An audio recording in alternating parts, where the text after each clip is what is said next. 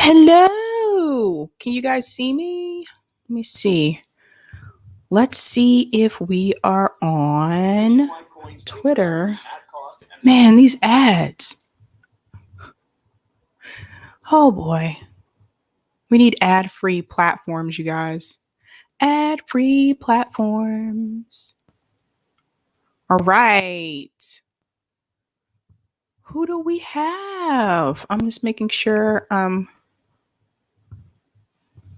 This stupid Wi-Fi thing, man. Hold on.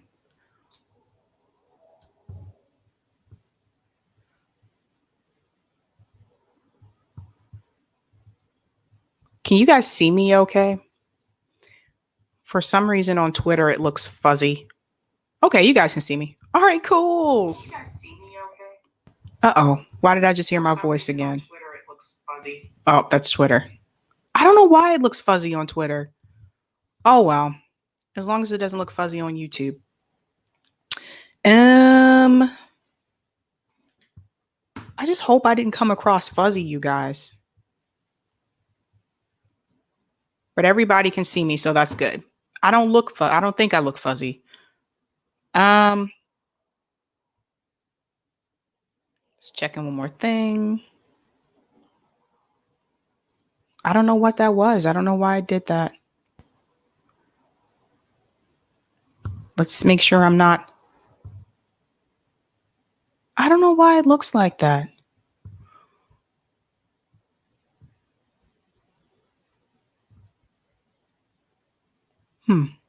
Oh, well. All right. You guys can see me okay. It says clear here on YouTube. All right, good. That's what matters. All right, guys. Welcome to Hampton Leftists podcast. I'm your host, Sabrina Salvati. Welcome to the Sabby Show. So today I want to talk to you guys about the military recruitment and their recruiting process and how poverty is involved in this process. Now, I do want to give a couple shout outs to people in the chat. Who do we have?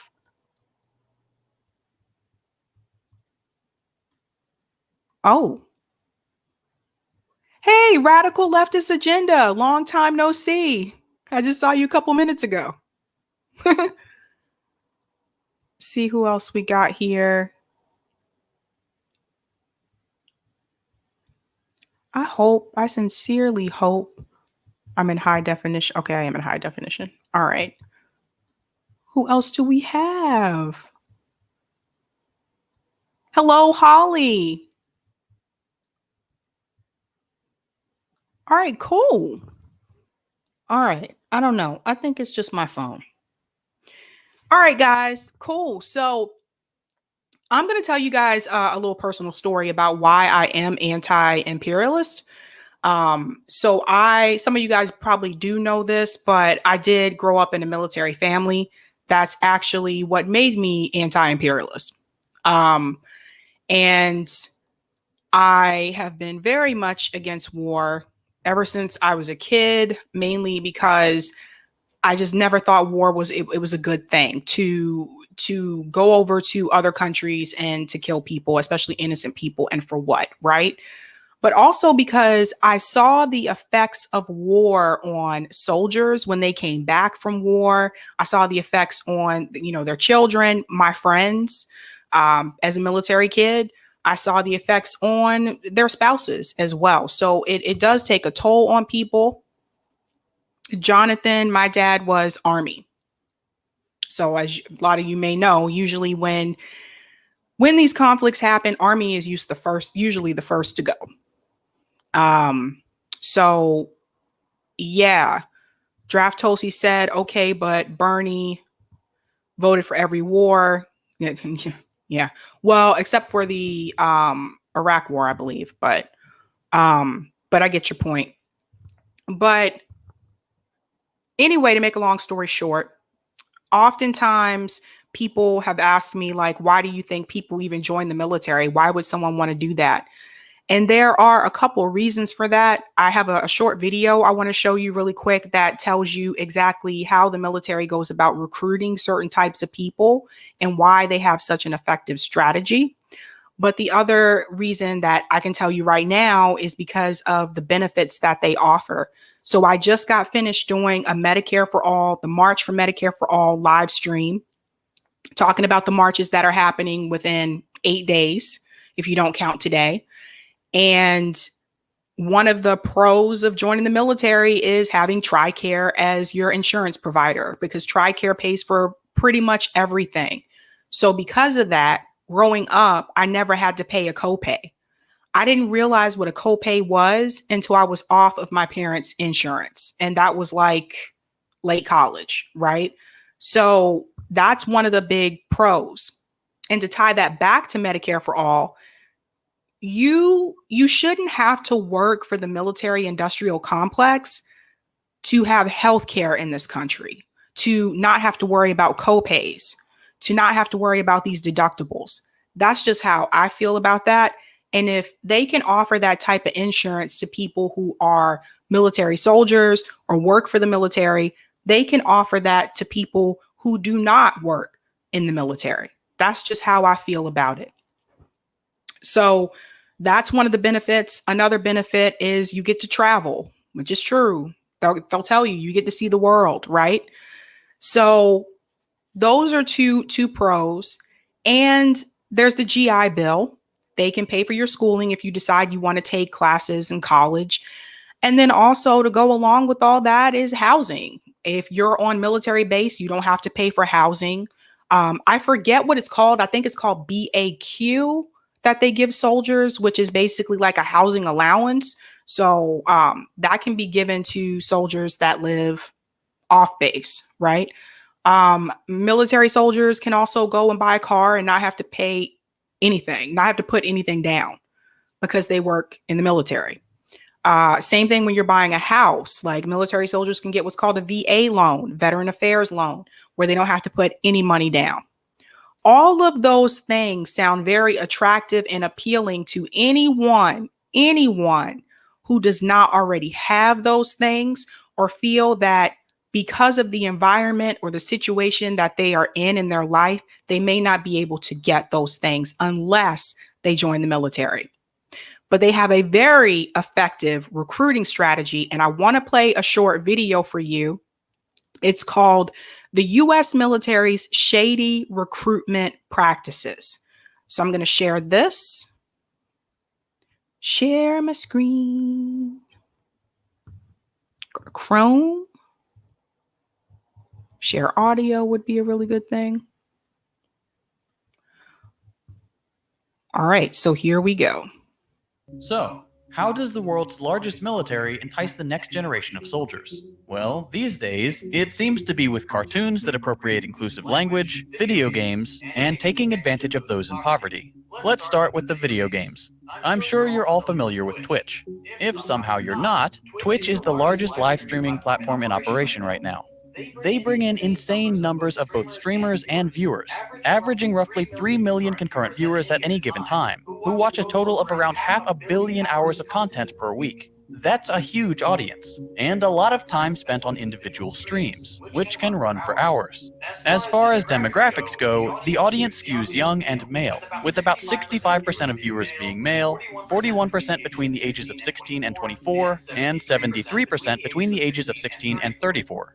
To military recruiters, Twitch is a dream come true. You have a captive audience of young, impressionable viewers who tend to develop parasocial relationships with the streamers they watch. It's the perfect medium for young, charismatic recruiters to pitch the military to the next generation. And they know this. In 2018, the US Army launched its own Twitch channel as part of its new, more modern approach to recruitment. The Navy followed suit shortly after. In the first 6 months of 2020, the military had bagged 13,000 new recruiting leads from Twitch alone. Keep in mind that many Twitch users are underage, as you only have to be 13 years old to make an account. So, you have young, incredibly malleable children watching trained Army and Navy recruiters play games like COD and Fortnite for hours on end, while they surreptitiously try to convince their viewers to join the military. I'm just going to pause for a second and ask this question. How many of you knew that the military was on Twitch? Because I didn't. I'm not big into Twitch. I tried.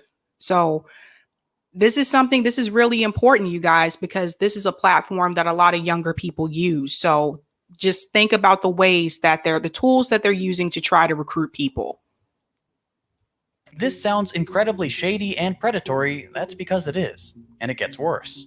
Early in their streaming endeavors, the Army esports mods would ban users for asking about US war crimes, until they were eventually forced to unblock those people after accusations of First Amendment violations. Then there's the Navy claiming that their streamers aren't recruiters, despite the fact that they're required to take the same training courses as Navy recruiters before they're considered for the role. The Army even went so far as to just straight up lie and put up a link to a fraudulent Xbox giveaway, which, when clicked, instead took you to an Army recruitment information form. This was later taken down by Twitch.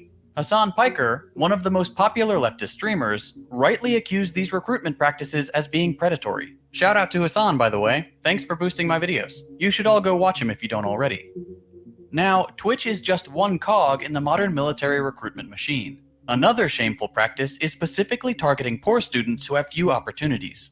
Back in the 70s, the New York Times ran a story about how...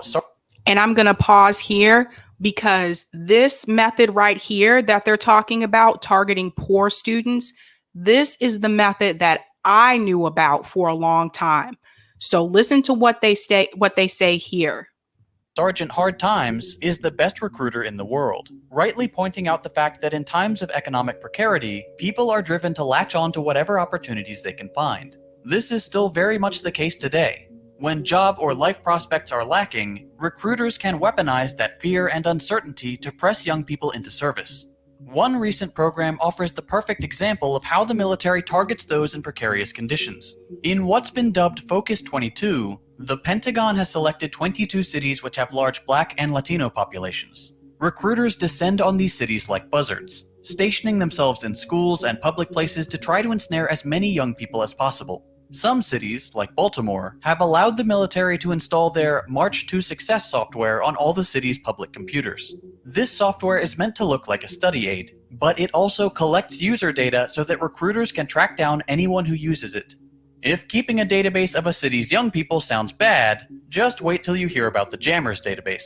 Jammers, or the Joint Advertising Market Research Study, is a billion-dollar database that catalogs the data of over 30 million Americans between the ages of 16 and 25. This database was classified as top secret until 2005. Preying on the poor isn't new. Militaries throughout history have used their poor as cannon fodder, while the rich, those benefiting from the wars, never have to send their children to die. It's a hideous practice, and it reflects very poorly on this nation that so many people feel like they have no alternative. So, we've seen soldiers trying to ensnare underage gamers to become pawns in their death machine, and government programs to collect the peasants and ship them off to blow up their fellow human beings on the other side of the world. But there's one more aspect of the military's recruitment initiative that we should discuss. I know a lot of you guys that are watching are in school. I highly recommend that you guys try Grammarly. Grammarly is a digital writing assistant that will... Sorry, guys. And in a surprising twist, it's probably the one that's gotten the most bad press. For as long as we've had a military, there have been propaganda campaigns to try to convince citizens to enlist. For the last couple decades, recruitment ads have generally looked like something out of Black Hawk Down or Call of Duty. Big, scary guys driving amphibious vehicles, rappelling out of helicopters, and running around shooting at bad guys we never see. But in this most recent attempt at winning over Gen Z, the Army has taken a page out of the CIA's book and appropriated diverse, inclusive language as a way to say, hey, we're modern and cool. We're not just a bunch of trigger-happy barbarians, we're just like you. In a 5-part ad series titled The Calling, the Army shares what are supposedly genuine stories from enlisted soldiers. But because the military knows that all them young people care about is cartoons, they also animated the ads in a few different styles. Let's take a look at a few highlights from the series.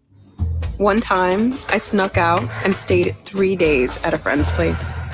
When I came home, Mom wanted to teach me to appreciate the life I had by sending me to the Dominican Republic to stay with relatives for a year. One day at school, I came upon an Army recruiter and told him about my goals. He took me through all their different careers, and that's when it hit me. The Army is an army of good people. Pay close attention to how seemingly innocuous statements are phrased. I was bad, so my mom sent me to another country to see how bad it is compared to the United States. When I came back, I realized that the US is the best country on earth, and the Army is good because America is good. So as soon as I turned 17, I asked for my dad's blessing to enlist. But having served in the Army during the Vietnam era, responding to civil unrest. He said no. He had his reasons. I hope his reasons were recognition of the fact that the Vietnam War was just one long string of US war crimes, during which period we massacred innocent people, dropped more bombs than during the entire Second World War, riddled the land with millions of mines, rained fire down on civilian populations, and used chemical weapons which are still causing cancer and birth defects to this day. All for a conflict we never should have initiated in the first place. Of course, by the end of the ad, Dad is proud of his little girl for joining anyway. But it was one day during a 9/11 ceremony, I started seeing the Army in a new light. And I'm just going to stop there for a second because let's talk about that, what we just saw. So we already saw, they showed you how they recruit people, how they convince young people to join the military. One of the things that they mentioned was they target poor cities that have Black and Latino kids. Does that not sound racist to you guys? Why isn't the military going to recruit people in some of the white suburbs? Why aren't they going to those suburban schools to recruit those kids? Why are they going to the poor communities and targeting Black and brown kids? Why? Radical leftist agenda said definitely classist. I mean, if this does not turn your stomach, I don't know what will. And this is why you will see recruiters like at these high schools, sometimes at these middle schools, standing outside of kids' classrooms, waiting for them to come out of class and to talk to them about joining the military.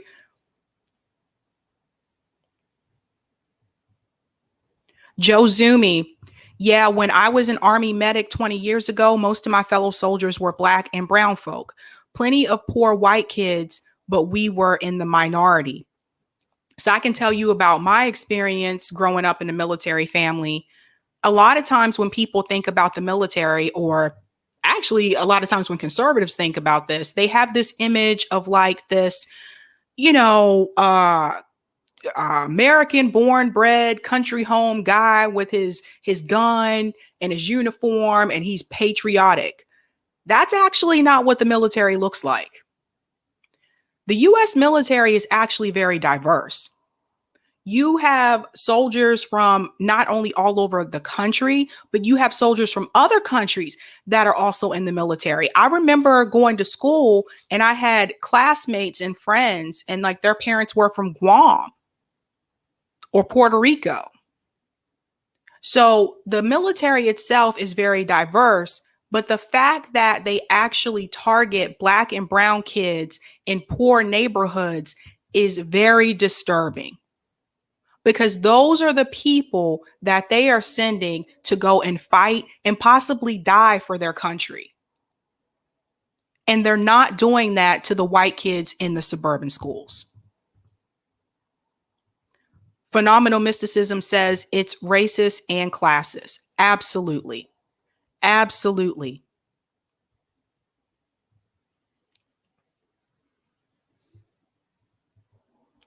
Yeah, Holly Horn said Latino, same residence. Yeah. Now I want to show you an article that's about just that. It talks about someone's experience having recruiters wait for them at their school.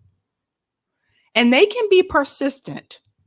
I don't know if you guys ever had to interact with like military recruiters. They came to my college campus one time and I was like, dude, get out of my way. I just want to get my food, never become between me and my food. So I'm going to show you this article because this is important for people to see. And this was actually published in Teen Vogue, which I'm actually surprised to see that. Let's see. Share my screen. All right. Hopefully you guys can see. Yep. All right. So listen to this. The military targets youth for recruitment, especially at poor schools. As students were coming out of classrooms, recruiters would be by the door waiting for them. Let me scroll down. There's a couple things I want to pick out here. I'm not going back to the Revolutionary War. We don't need to know all that. Okay. The military markets to teenagers, particularly those in poor school districts, because the armed services need a large population. And the sooner young people join, the more likely they are to stay and build a career. Modern day recruiters sell the idea of an experience that often resonates more with poor students because for many, service with an honorable discharge can mean a free ride to college or potentially a path to citizenship. Only the U.S. Immigration and Nationalization Department can grant citizenship, but the military can only accelerate that process. If a person does not qualify for citizenship, they would still have to complete their service years in the military. Let me scroll down. Listen to this. The majority of today's teenagers, however, aren't interested in joining the military. According to a 2017 poll conducted by the Department of Defense, only 14 of respondents aged 16 to 24 said it was likely they'd serve in the military in the next few years. Let me scroll down for a second. Now, this is from Kate Connell. She said, a recruiter was on site to input students' information into an iPad, including their citizenship status, their GPA, what grade, and their email. This is how far they're going now, okay? The same recruiter was asking students about their career interests and mentioned college scholarships that the military provides to some enlistees. Let me pop out for a second because I have something to say about the college scholarships. One of the reasons some of my friends joined the military after undergrad was so that the military could pay off their student loans. This is another way that they get people because most of us have student loans. And if you don't want to deal with your student loan debt, one of the easiest ways to get rid of it is to join the military. However, what they often did not tell people, and I found this out from my friends after the fact, what they often did not tell people is that they only pay off a certain percentage. It's not like they pay all of it. So they'll only pay off a certain amount. But they didn't tell my friends that. So I had friends that joined for that reason only to be disappointed later on and what was the point of me doing this, Still leaving with debt. Still leaving with debt. They also, when they come to recruit them, it's not like they're if we have international conflicts, you may have to go. And I say that because I want to say the W word because I want to get us flagged on YouTube. But if we have international conflicts, you may have to go participate in that conflict. They don't talk about that. They don't talk. Do you think that people that signed up for the military, do you think most of those people really wanted to go to Iraq? Be away from their family for months, for years at a time? Guys, I know people that I went to college with that went to Iraq multiple times, multiple tours. Do you know the type of effect that could have on someone psychologically? I see some important questions in the chat. Hold on.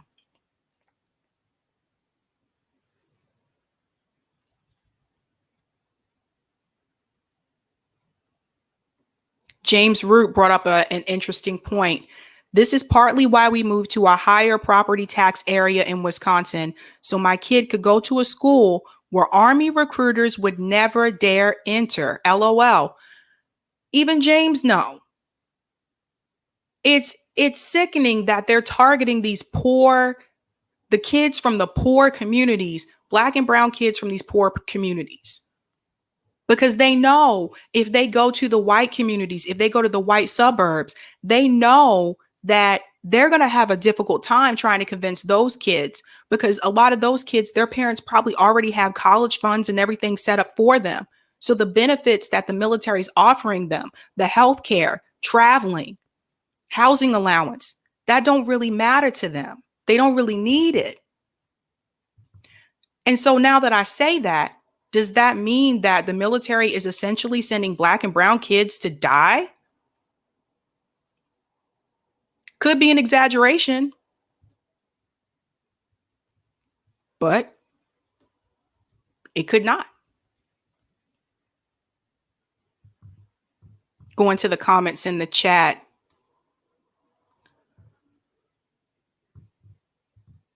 Radical leftist agenda said people in the suburbs are poor too now. I think that they will have a lot to choose from soon. That's a good point. That's a good point, especially after COVID. I'm curious. Has anyone in the comment section been in the military? Curious to see that. But they don't talk to them about this stuff.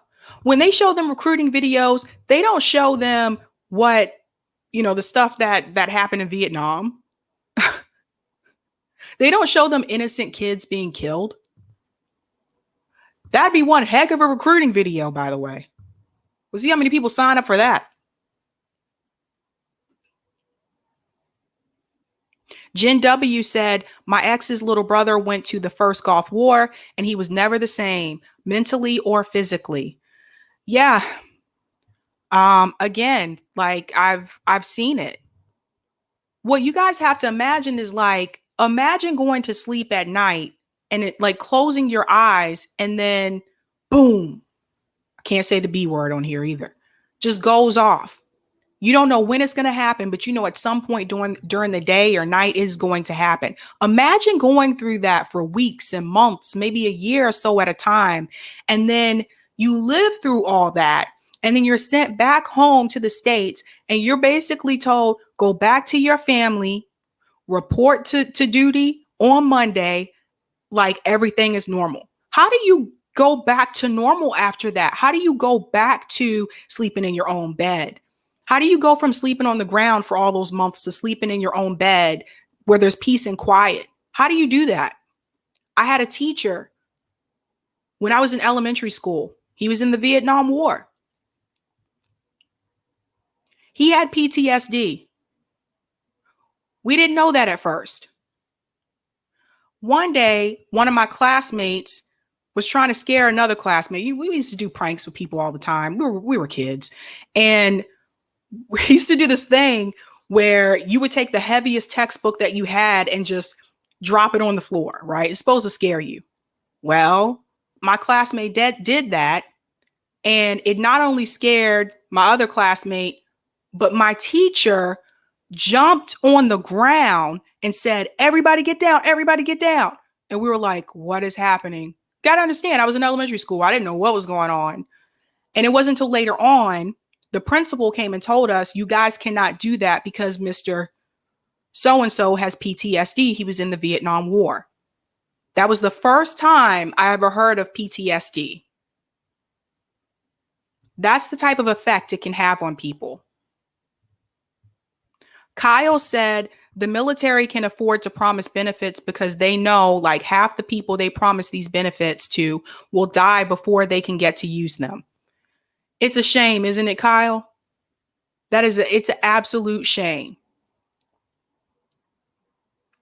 I want to talk about what happens to veterans when they come back to the States, man, because I can tell you, having to deal with the Veteran Affairs, the VA, and I'm sorry I say it like that, but they're that painful. I have to say it that way. How they have been pushed and pushed aside. How long it takes for the VA to process paperwork so that they can go see a psychiatrist, a therapist, so that they can get the medication that they need. And people wonder why. You can walk through the city here, especially in Harvard Square. You can walk through the city and people are like, why are there so many homeless vets here? Because they went to war. They came back home expecting to be treated some special kind of way because they fought for their country. And when they came back here, their country spit on them. Their country basically said, okay, you help yourself. They came back here and found that some of the same benefits that they told would be there for them were lacking. Go to the VA. They can help you. You're having nightmares? Go to the VA. They can help you. They go to the VA, and the VA, it takes them months to process paperwork just to give someone a referral to go see a therapist. They go through that. And after a while, some of them give up because their country gave up on them. Some of them can't go back to life as normal. Some of them can't go back to sleeping in their own bed when they've been sleeping on the ground for all that time. The way veterans are treated in this country is a disgrace. And somebody should have done an overhaul of the VA a long time ago.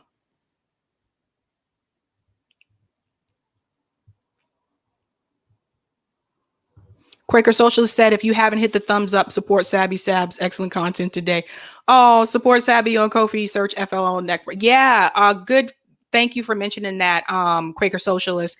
The best way that you can support Fred Hampton Leftists is through Ko-fi. We have transitioned away from Patreon for FHL.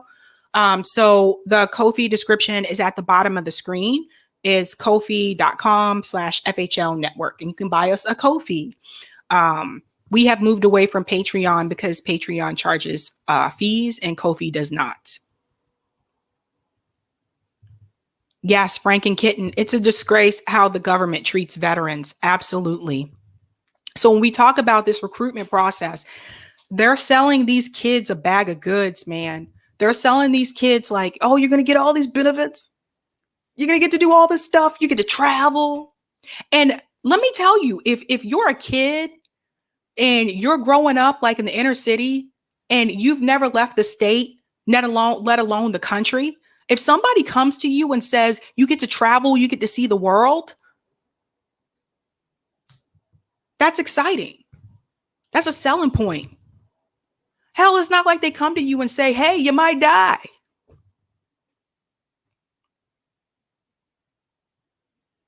See some more comments in the chat, and then I'm going to show you something else in that video. So Jonathan here is a perfect example. 18th month process for my paperwork to get my disability. It's a shame. This is what I'm trying to tell you guys.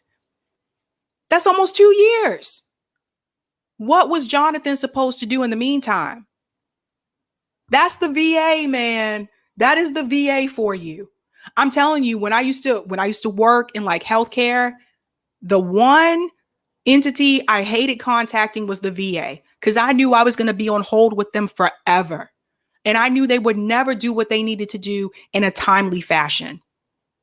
And some of the people that work in those VA offices, they don't give a crap about those soldiers. They have the nastiest attitudes. And sometimes I honestly just wanted to say to them, if you don't want that job, I know somebody else with a better attitude that would love to have this job and the benefits that come with it. You should see the way they talk to some of those soldiers. CJ said over 20% of military deaths are due to friendly fire or collateral damage. Interesting. Interesting.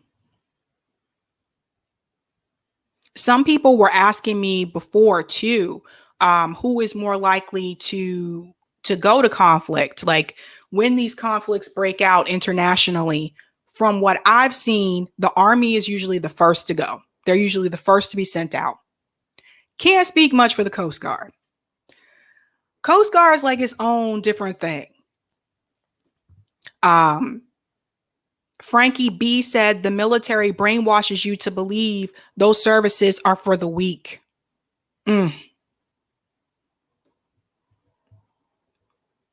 Well said.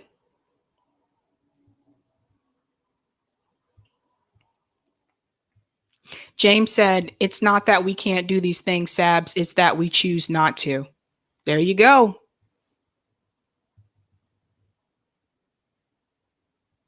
And this is a really good point that Joe just brought up. I want everybody to pay attention to this. They shame soldiers constantly. Teach soldiers to shame each other so they don't get the help they need. So that goes back to the whole like macho complex, right? That you're not supposed to need help. You're not supposed to seek help. You're not supposed to be afraid. You're not supposed to cry. You're a soldier, so you're supposed to be a warrior. They forget to mention that you're also human.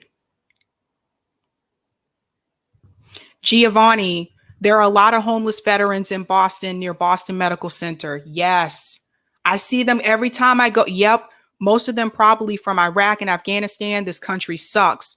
Yeah, because that's where I have to go to get my allergy shot is Boston Medical Center. If you guys come to Boston, if you go to Boston Medical Center, what you see outside that hospital is heartbreaking. You just see all these homeless vets. It's really sad.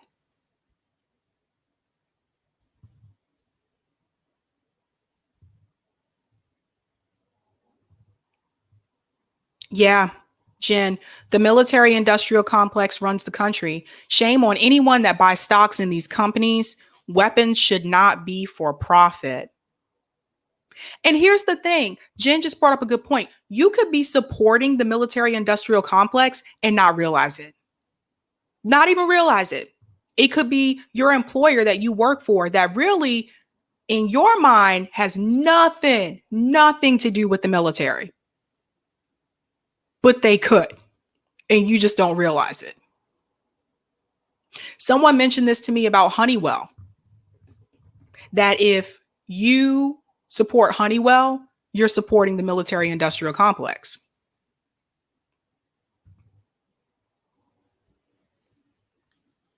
Radical Leftist Agenda said, Sabs, you should do a show with Burn It Down with Kim Brown. Oh, you're like the second person that's told me that. I need to write that down because I'd be forgetting. I think you guys could do a really good show together, or maybe just love both of you. I will remember to do that because I have like a list of people written down, and I keep telling myself I'm supposed to be going down that list, and I get really busy and I forget. But thank you for reminding me.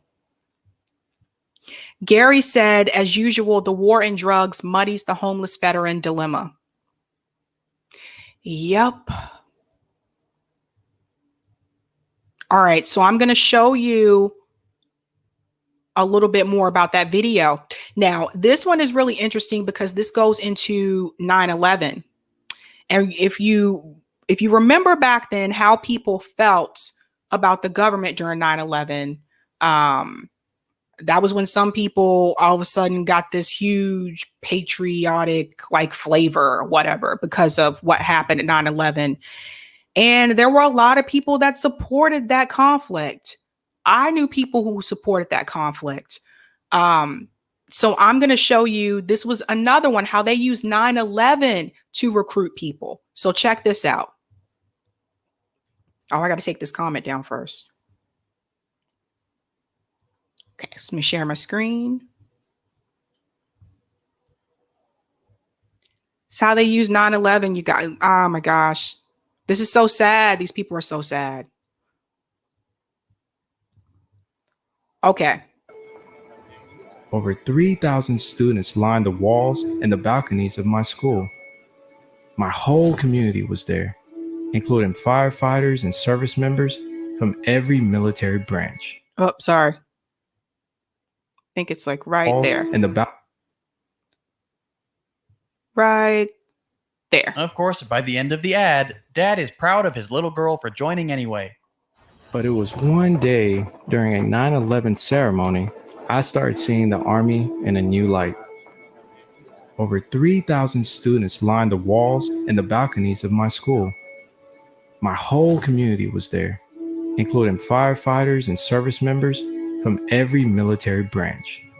The silent show of respect for this country was deafening. I was now determined to defend this nation that I called home, and to not only be a citizen, but a soldier as well. This is another common tactic. Hey, remember that bad thing that happened? Look how strong it made us. Look how respectful everyone is of the flag and our country. I'm going to join the army. Of course, there's no mention of the fact that 9/11 was used as justification to start an unjustifiable war, which... You guys, you see what I mean? You see what they did there?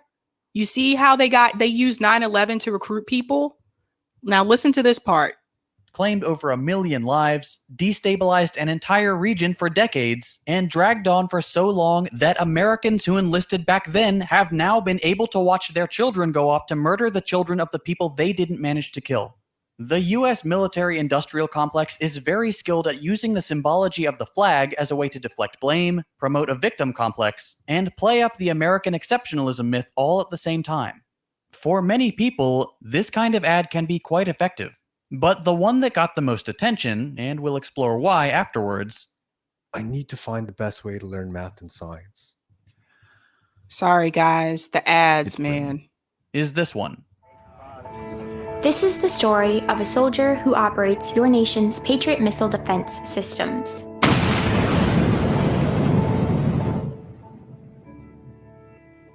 It begins in California, with a little girl raised by 2 moms. I like to think I've been defending freedom from an early age. I needed my own adventures, my own challenge. And after meeting with an Army recruiter, I found it. A way to prove my inner strength and maybe shatter some stereotypes along the way. If you take a look at this ad on YouTube, or any of them really, you'll see that they got absolutely eviscerated by the viewers. The like to dislike ratio is among the worst I've ever seen. And of course the comments are turned off because there likely wouldn't be a single positive one. Why did these ads flop so hard? The Army managed to outsmart itself and alienate all of their potential recruits. Those on the political right are all up in arms over the woke language and outraged at the idea that the Army is trying to appeal to people who clearly don't belong in the military. Though it is funny to watch these reactionary losers have their little meltdown, what's more important is why the ads fell flat for their target audience. Younger, more progressive members of Gen Z. Trying to be more inclusive is good. Acknowledging the validity of all sorts of, quote, non-traditional backgrounds is important. But it shouldn't be surprising that Gen Z, the most anti-war, anti-capitalist generation in decades, sees right through the propaganda. I like to think I've been defending freedom from a young age. Come on. Young people know what the US military gets up to. Gonna stop there. Guys, did you see what they did there? Did you see how they tried to use the LGBTQ community? They tried to use I'm a girl with 2 moms. They tried to play on that to get people to join the military. Any tactics, you guys, and it flopped. It failed. It failed on the right and it failed on the left. Because younger people can see through it. Younger people don't fall for that. They really thought that ad was going to work. This is one of those times when it would have been good to have someone at the table. And I talk about this a lot, especially with diversity. This is why you need to have diversity in the room, especially when you're making like decisions for ads.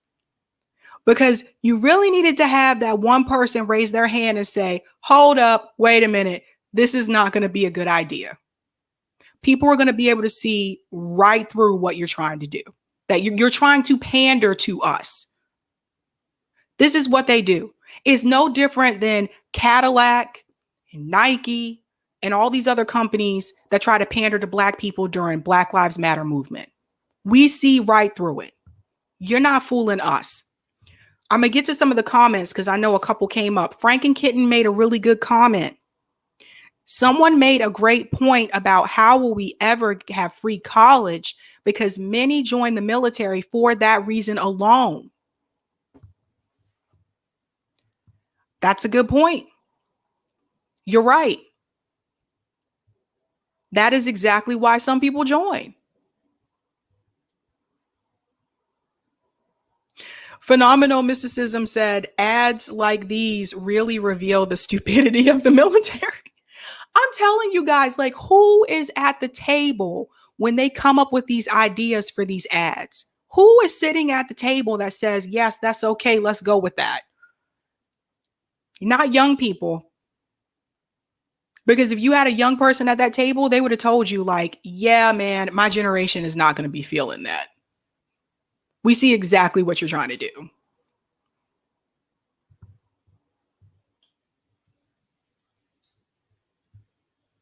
Don't tell the house slaves.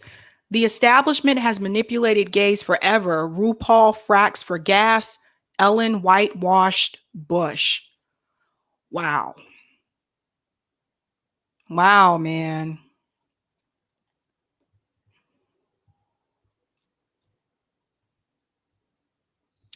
AGC, are you saying they should be more effective in ads? I think their ads should be truthful. I think they need to be honest in their ads. They need to tell people the truth. They make it seem like joining the military, you're going to be this hero that like helps save your country. You're going to be like working on all this, fancy equipment. And those used to get me too. When I was in school, they had the commercials where they're like, I wanted to be a computer engineer. That's why I joined the military. You don't need to join the military to be a computer engineer. Like those ads never worked with me. And plus I told you guys, like I grew up in a military family. So I was already anti-imperialist. So they're poor at it, but you need to be honest with people about what they're actually going to be doing. Tell people the truth. Tell them that they're going to have PT and they have to wake up at 5 o'clock in the morning and run 5 miles, not just during boot camp. Not everybody's a runner. Tell them the truth. See, a lot of people have problems in the military, man. They join thinking that they're going to get all that stuff and all those benefits, and this is what it's going to be like for them. And not everybody wants to do that. Sling Weber, what is more nefarious about the military is the active advertising and pipelining in the video game industry. Yeah, we mentioned that. We showed a video for that earlier. Not only does Call of Duty sell war to kids, but now they have subscriptions and signups. Sling Weber, you brought up a good point. I did not think about Call of Duty, but that is probably one of the most popular ones. That's a good point.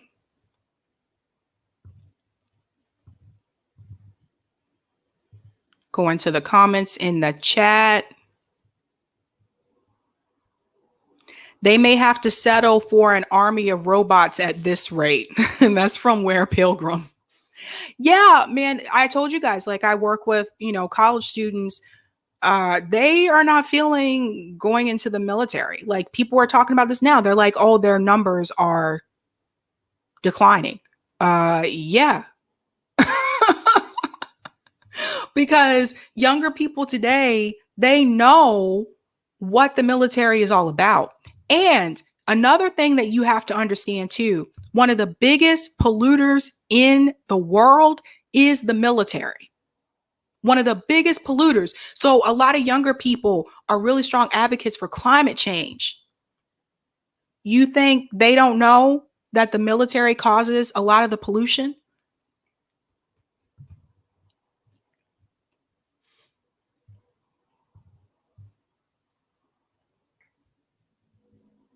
That's why our country is striving to keep people poor. Yep. You bring up a really good point because guys, when you think about it, like why are they pushing back on, I just came from a Medicare for All March live stream. Why are they pushing back on giving everybody healthcare in this country? Everybody had healthcare, our life expectancy would be longer. Did you guys know that in Cuba, they have a longer life expectancy than we do in the US? Everybody has healthcare.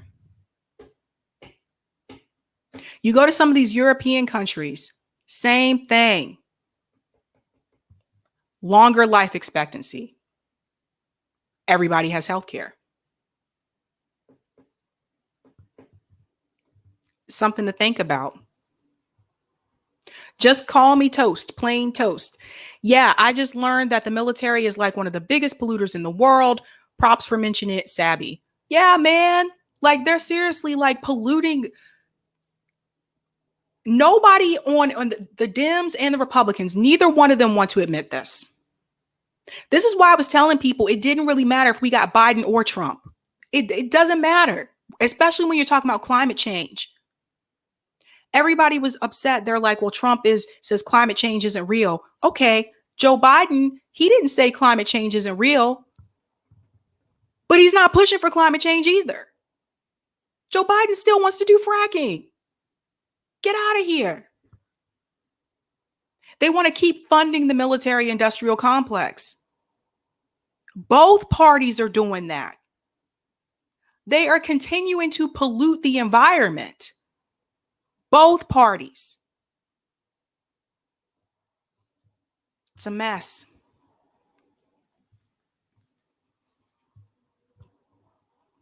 Giovanni said, are cops domestically being class traitors the same thing as people in the U.S. military being class traitors? That's a good question. I mean, police officers get a lot of benefits too. 2 jobs I knew I could never do growing up. Neither one. Number 1, I don't like people yelling in my face, like this close to me, like this. I don't like that. And number 2, I don't like uniforms. And number 3, I never had a fond opinion of cops because of things that I saw, because of the system. Danny just said Rwanda has national health care. There you go. There you go. Black Brit said conservatives have an excuse for that. Apparently, European social democracy is only possible because the U.S. subsidize our defense budgets. Russia would be here tomorrow if you left, apparently. LOL. That's a good one. T. Vallejo says Biden rolled back Trump EPA deregulation, so it's something. Not good enough. Not good enough. You got to do something about the military, man. They could easily, Joe Biden could easily, if they cut the funding for the military budget, they could use the rest of that money to give everybody healthcare in this country. They don't want to because they want to continue supporting the pharma companies because those are their donors. And that includes Democrats and Republicans. Eric Thomas said Biden just acts like climate change isn't real. You know, every time I see Biden speak, I feel like he's on another planet. I don't feel like Biden even knows where he's at half the time. Just me.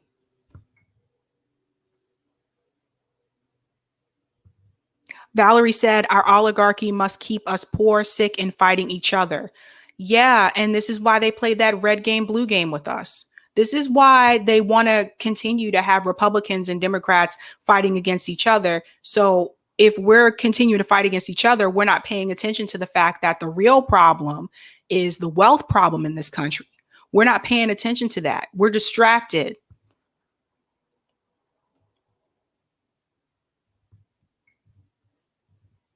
Don't tell the house slave said hot mess. Absolutely. Absolutely. Beauty and the Diabetes said a lot of cops are ex-military. That's a good point to bring up. I don't think a lot of people realize that. And in similar ways, they've had some similarities in training.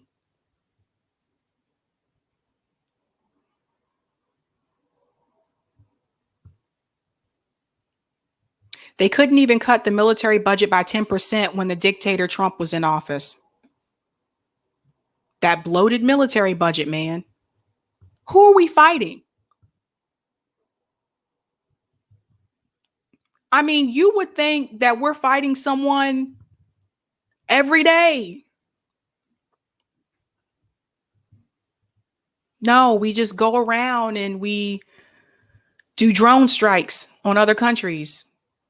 Black and brown people abroad.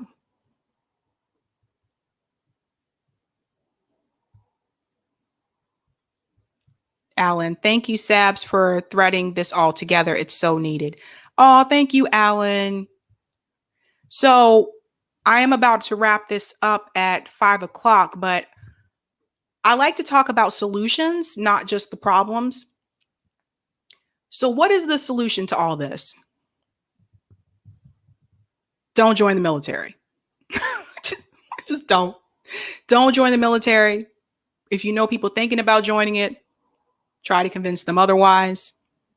Try to convince them that they can have a better future doing something else.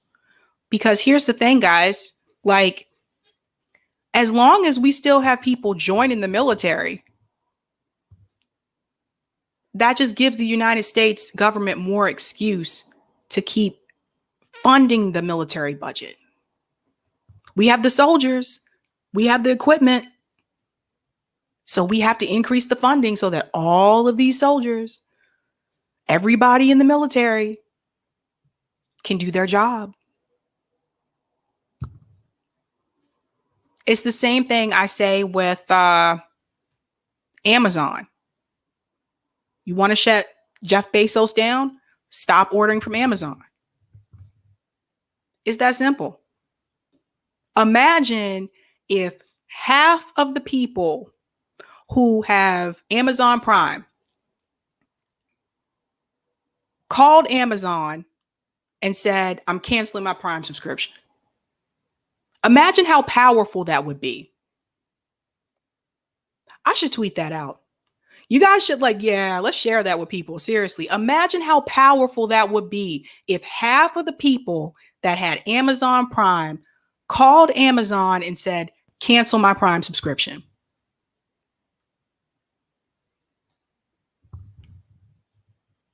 That's how you take people like Jeff Bezos down.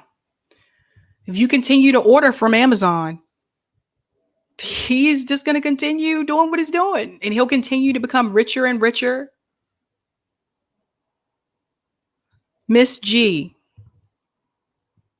Oh, Drop said, I never joined. Oh, that's good, Drop. Oh, you are so good. Miss G. Hey, Sabby, can they force people via the selective service? I feel like when people stop, they will end up forcing people, especially males, since they have to register via selective service. That is a good point to bring up. And one thing I can add to that is I think where they're going to run into problems with that is that my generation and the generation behind me, we are less likely to have children. The birth rate is down. Now, I know there was like this spike during COVID and stuff because everybody was at home. And so there wasn't much going on, not much to do, but so the birth rate overall for my generation, and I believe it's Gen Z that's after me. Is Gen Z behind millennial? You guys got to remind me. I can't keep up with this stuff. But the generation that's behind me, we are more likely to not have children. And not because we may not want to, but because of student loan debt, because of climate change, because we're afraid of what this world is going to be like for our children if we have kids. That's a big one. I've heard students of mine tell me that. They told me yeah, I would like to have a family, but I don't know if I want my kids to grow up in what this world is going to be like because of climate change. So eventually it's going to get to the point where they're not going to have that many people to pick from for selective service. And I have to double check this. But last time I checked, there were more women than men. And men are the ones that are usually selected for selective service. So even if they tried to select all males, they still would be short. By the way, I think it's ridiculous that guys still have to sign up for that, by the way. That's ridiculous.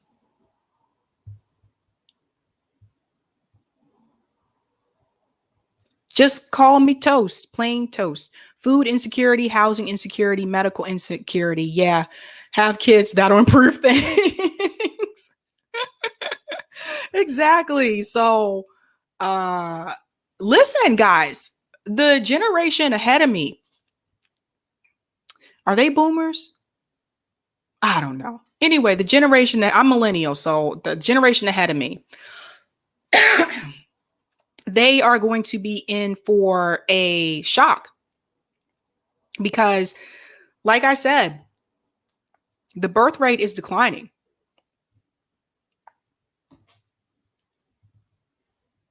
Let's see. Oh, Gen X is ahead of millennials. Oh, my bad. Yeah. So they're going to be in for a shock. Oh, someone, James gave me the whole thing. Silent, boomers, Gen X, millennials, Gen Z. Thank you. They come up with all these different letters and names, you know. Could you imagine like your generation being called the silent generation? That's kind of messed up, right? Eric said next gen army will be robots. Oh, there you go. There you go. No one wants to do those jobs. Most people don't. Most people don't. What is this, Gary? Sex for entertainment. The problem is women always want the same guy over and over again. Benjamins. Okay. All right. Greg said they're not that silent. Yeah, they can be pretty vocal. Oh, Where a Pilgrim said something about that too. It was because they were silent and didn't do much. A diss, if you ask me. I just wouldn't want that name, man. Look, they made fun of millennials. Like, they picked on us hard. Oh my God. They were like, go eat your avocado toast. They told us that we were the real reason we were in debt is because we buy like frappuccinos and eat avocado toast. This is funny. I don't even drink coffee. This is tea. I think a lot of people think I'm drinking coffee on this. It's tea. Yeah. But I hope everybody learned something from this today because I really wanted to get this message out there because it's really disturbing. Like the types of groups that the military targets, they're targeting like these kids at a young age through video games, man. And since most parents, I'm assuming, are not on Twitch, they may not even know that they're reaching out to their kids like that, right? So that's one method that they're using. The other method that they're using, I'm just recapping for people here, is that they are targeting kids that are in poor communities, Black and brown kids in poor communities. They actively target those schools. So that's the second method. And the third method was they were using, I don't know if you want to call it identity politics, but they would try to use or co-op movements and put those into ads and try to say this is why you should join the military. So that was another one. And then also using 9/11 as an excuse for people to join the military as well. It's sad. It's pathetic. And again, my solution for all of this is don't join the military. Just don't. I told you what happens to veterans when they come back to this country after they've, served, after they fought for this country. Those who do come back, not everybody came back from Iraq. And look at how long we were over there. Look at how long we were in Afghanistan. These are never-ending wars. And as long as they have people and tools to do so that they can send over there, they'll continue to do it. Alan is saying, so are you saying that we should not have a military? I have my own opinions about that. I mean, I personally, again, I'm anti-imperialism. The United States government does not know how to operate with a military without being imperialist. We have done that forever. We can't just, it's not like the United States has a military and they just sit back and wait for conflict to happen. The United States has a military and we create a lot of the conflict overseas.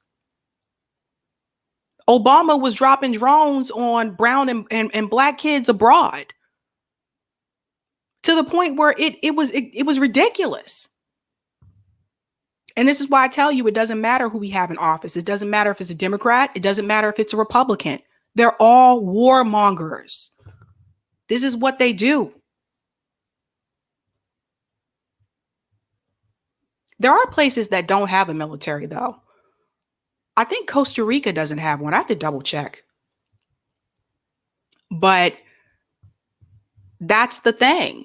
The United States government doesn't know how to have a military without being imperialist. We have attacked countries abroad for decades. They've killed innocent people abroad for decades. And it didn't just start with 9/11. This goes back to Vietnam.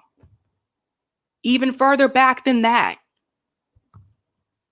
And then we wonder why, and I have to say this here, but having lived abroad, and then we wonder why some people abroad don't like Americans.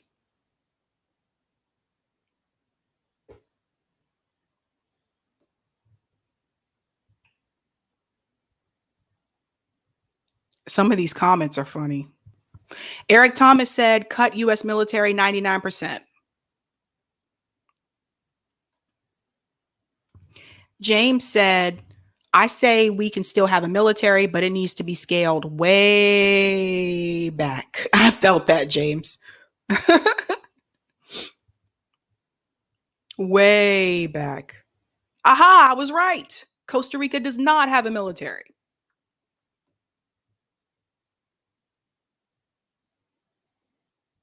Where Pilgrim has a point. A true defense force is different than an imperial army. That's a good point. But we just attack people. It's ridiculous.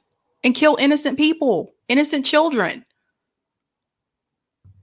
All because the United States military wants to be the world's police. And I'm heavily against that. We should not be policing the entire world.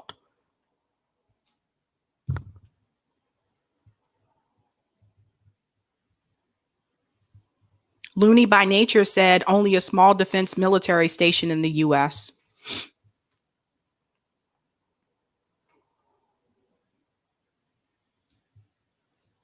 Carrie said, yes, our military is all offense / imperialism. We go after everybody.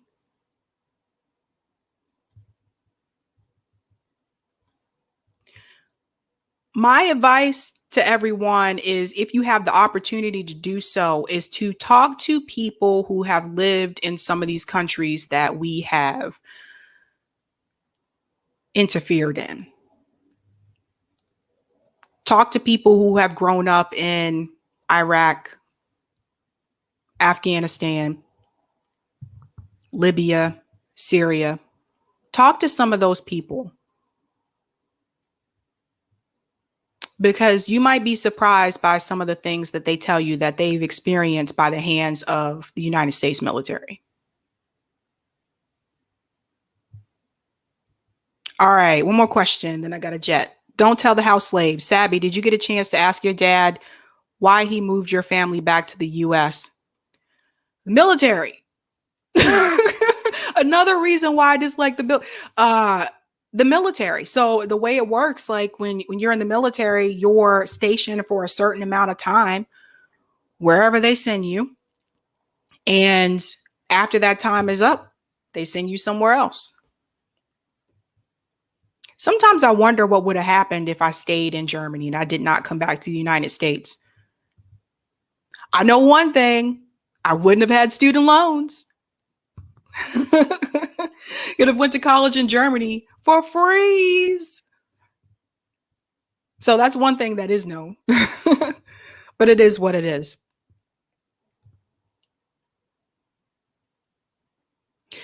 And I said I was going to do one more, right? Who did I not do? It's freaking flooding now. Oh, that wasn't the one. Sorry, Quaker Socialist, but I was going to click on. Oh, it was someone I hadn't clicked on yet. Where did it go? Oh, here it is. Here it is. Valerie, can't talk to Syrians because we're still starving and bombing them. You guys ever watch Richie Medhurst? You should watch his show. He speaks a great deal about this, and has experience with this that most of us just don't have. But definitely check out Richie Medhurst, because he's really good on this stuff. I went 10 minutes over. All right, guys, I got a jet, but RJ is coming up at 6 p.m. I forget what RJ's talking about. Anyway, RJ will be on here at 6 p.m. So have fun with him. I'm going to go see Black Widow tonight. I'm so excited. I've been waiting for this movie. Oh my gosh, you guys, you don't even know. But yeah, thanks so much for the comments. For the super chats, thanks so much for that too. If I missed you, I'm sorry. But yeah, I'm gonna go see Black Widow, guys. So have a good weekend. Bye.